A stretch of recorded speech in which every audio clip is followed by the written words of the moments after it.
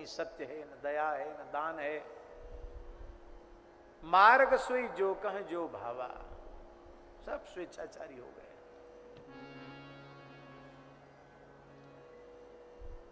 बहुत ध्यान से सुने इस बात को।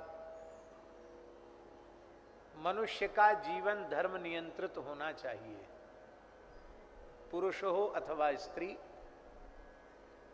ब्राह्मण हो अथवा चांडाल, बालक हो अथवा वृद्ध। प्रत्येक मनुष्य का जीवन धर्मानुशासित होना चाहिए,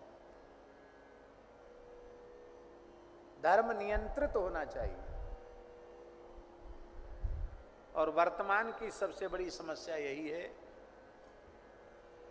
हम धर्म नियंत्रित नहीं रहना चाहते। घरों घरों में देख लो,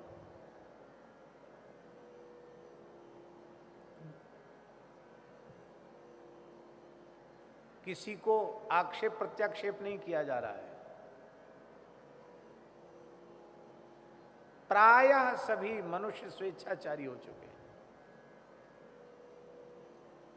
जब इच्छा होगी तब तक जगेंगे, जब इच्छा होगी तब सोएंगे, जब इच्छा होगी तब जगेंगे। 9 बज जाओ चाहे दिन का 10 बज जाओ, पड़े हैं राक्षस की तरह। हम राजकोट में गए, वहां कथा होती थी रात्रि को 1:30-2 बजे तक संकीर्तन मंदिर में। वहां से जब बाहर निकलते तो एक होटल था, उसमें ये सब जो भल्ला और क्या क्या समोसा फमोसा ये सब चीज होती ना, क्या कहते हैं इसको, फास्ट फूड बोलते, क्या बोलते हैं, जो भी, वो सब ऐसे लगता था शहर खाली हो गया, वो सब वहाँ खा रहे। तो हमने उनको पूछा, पहली बार बड़ा आश्चर्य हुआ कि रात्रि को 1:30 बजे 2 बजे इतनी भीड़ यहाँ खाने वालों की लगी हुई है, इतना लोग खा रहे हैं, क्या दिन भर खाए नहीं हैं? बोले नहीं महाराज, ये परंपरा है, अपना काम धंधा करके देर रात पत्नी के साथ बच्चों के साथ घूमना और फिर 1:30-2 बजे तक कुछ खाना पीना बाजार में, इसके बाद फिर लौट के घर जाना, फिर विश्राम करना, फिर जगना कितने बजे? बोले वो यहाँ कोई दुकानदार गुजरात में हमारे सवेरे दुकान नहीं खुलता, सब 12 बजे के बाद खोलते हैं। क्यों? पूरी रात जगेंगे तो 12 बजे तक सोएंगे, 10-11 बजे तक तो सोएंगे, फिर उठेंगे।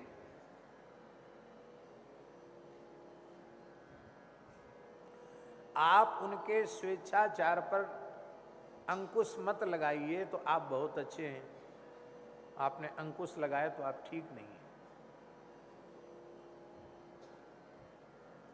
आप उत्तम माता पिता बनना चाहते हैं? बोलो, सही बात बोलो कि नहीं? बनना चाहते हैं तो लड़के बच्चे कुछ भी करें, टोको मत। तो सब कहेंगे कि हमारे पिताजी माताजी जैसा किसी का नहीं होगा। बहुत अच्छे, कुछ नहीं बोलते हैं, चाहे जो खाओ, चाहे जहां जाओ, चाहे जब आओ, बहुत अच्छे। कलयुग में उत्तम पिता माता बनने का फार्मूला है, संतान स्वेच्छाचार में प्रवृत्त हो, आप टोकिए मत, रोकिए मत। आप उत्तम पति बनना चाहते हैं तो पत्नी को बिल्कुल मत टोका टोकी करो, चाहे जहां घूमे, चाहे जहां फिरे, चाहे जो करे, आप कुछ बोलिए मत। हर समय उनके लिए चाय कॉफी यदि वो पीती हो तो लेकर तैयार रहिए सामने। कहेंगी भगवान ऐसा पति सबको दे।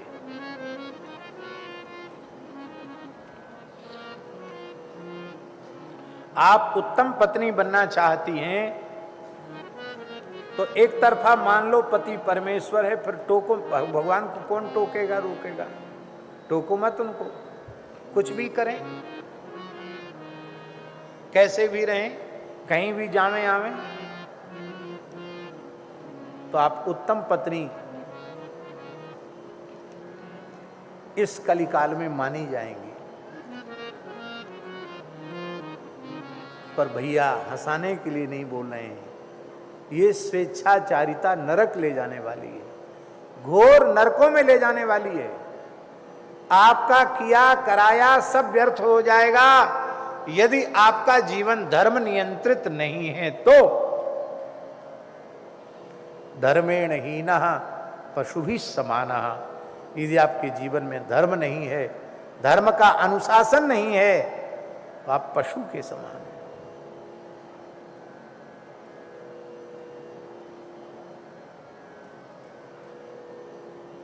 पहले से अधिक कमाई लोग कर रहे हैं कि नहीं कर रहे हैं? बताओ सही बात। पहले से अच्छी सुख सुविधाओं में लोग रह रहे हैं कि नहीं रह रहे? पर पहले से ज्यादा दुखी है। हमारा जन्म तो गांव में हुआ, संयुक्त परिवार में जन्म हुआ, बहुत बड़ा परिवार था। एक ही जगह सबकी रसोई बनती थी, कम से कम 100-200 लोग एक जगह भोजन करते थे रोज।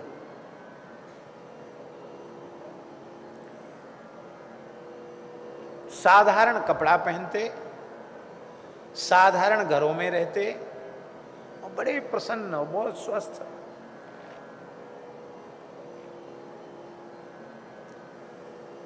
अब वो कच्चे मकान नहीं रहे, वहां पक्के बहुमंजिला इमारतें बन गई वहां, और बड़ी बड़ी नौकरी चाकरी व्यवसाय लोग करने लगे। कोई दिल्ली है तो कोई बंबई है, तो कोई भोपाल है तो कोई इंदौर है, जगह जगह सब फैले पड़े हैं लोग। सबके अलग अलग मकान हो गए, खूब धन हो गया, सब दुखी है। विचार तो करना पड़ेगा कि नहीं कि जिन वस्तु पदार्थों को बटोरकर हम चाहते थे कि हम सुखी रहेंगे, फिर हमारा दुख और अधिक बढ़ गया। कारण क्या है? इसका एकमात्र कारण है हमारे पूर्वजों का जीवन धर्म नियंत्रित था और हमारा जीवन स्वेच्छाचारी हो गया। हमारे जीवन में धर्म का कोई नियंत्रण नहीं रहा। आज भी जिन लोगों का जीवन धर्म नियंत्रित है, वे कम से कम भी उनके पास भौतिक संसाधन हैं तो भी सुखी हैं। इसलिए जीवन में धर्म अध्यात्म बहुत आवश्यक है।